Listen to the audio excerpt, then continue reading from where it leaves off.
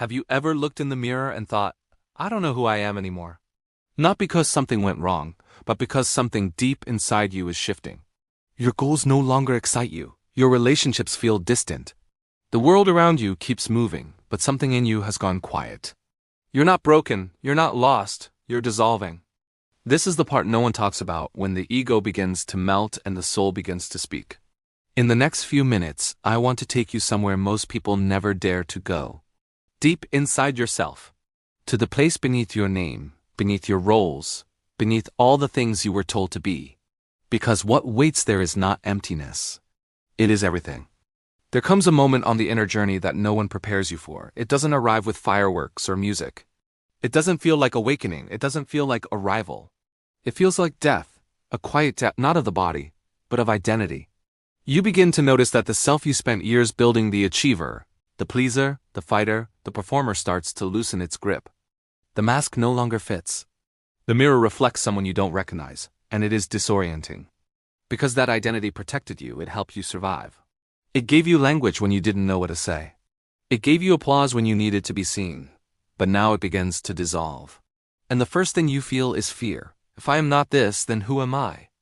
That question doesn't come from curiosity. It comes from panic, from the ego, which survives by definition. Without something to cling to, it trembles. Not because it is evil, but because it is afraid. It is a child that never learned to rest. A house built on sand trying to pretend it is stone. So when you stop feeding it, when you stop chasing validation, stop defending your story, it begins to fall apart piece by piece. You don't feel enlightened. You feel like you're unraveling. You stop craving the same things. Conversations feel empty. Goals feel heavy. The roles you played so well no longer feel like home. Even beauty feels distant. Even your favorite song sounds flat. But this is not the end. This is the beginning. The mystics knew this moment well, the moment when the outer shell cracks. When the structure that once kept the soul safe becomes its cage. When silence enters like a teacher, not a punishment, and what follows is subtle. You begin to hear differently. Not with your ears, but with your being. Someone speaks with anger, and instead of reacting, you sense the pain beneath it. You walk into a crowded room and feel the loneliness behind the noise. You sit alone and do not feel alone at all. Because the space inside you is expanding. There is less commentary, more stillness, space between thoughts.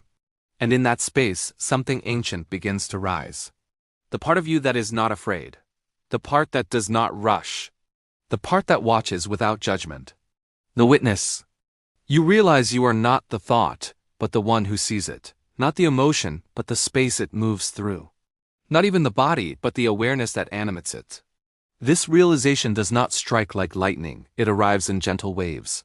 In quiet moments, you take a breath and realize you have never truly breathed before. You look at the sky and see it not as background, but as a living mirror of your own mind. Ibn Arabi once said, "You are not the reflection in the mirror. You are the light that makes the mirror possible." You begin to understand that every attempt to find yourself was a chase after shadows. You were never lost, only buried beneath habit, beneath wound, beneath the desire to be loved in the wrong language. Now you are uncovering, slowly, gently, painfully. This uncovering feels like fire. You may weep, you may rage. You may want to run back to the old identity, the old distractions, the familiar cage, but something in you will not allow it. Because once you have tasted what is real, you cannot return to what is plastic. As truth settles in, relationships shift. Some people drift away not from rejection, but from resonance. You stop pretending. You stop wearing masks to keep others comfortable. You speak more honestly, not as a weapon, but as a song. Not everyone will like it. That is okay.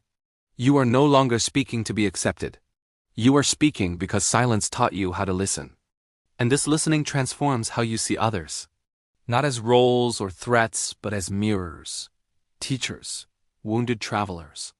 Just like you. Forgiveness comes easier, not because you are holy, but because you no longer wish to carry the weight.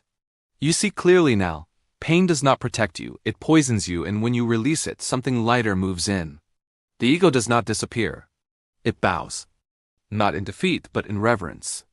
It takes its rightful place not as ruler, but as servant, a useful tool. No longer the driver, you still have preferences, you still set boundaries. But now they arise from clarity, not fear. You move more slowly, speak more intentionally, breathe more fully. You stop asking, what do they think of me? And begin asking, is this true? Joy returns, but not the kind that depends on circumstances. A quieter joy. One that sits beside you in silence and smiles for no reason. You create again not to be seen, but because creation is your nature. You love again not from lack, but from fullness. You become strange to the world and deeply familiar to yourself. This is ego dissolution. It is not a loss, it is a homecoming. What disappeared was never real. What remains was never born and will never die. You begin to understand the mystics. You feel the poems in your bones. You remember something you never knew you forgot. You live from the center. And from that center, the world does not change, but your seeing does.